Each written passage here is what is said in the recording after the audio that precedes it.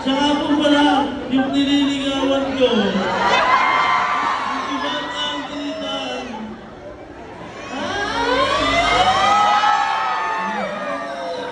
Pakilala mo. Yung mic.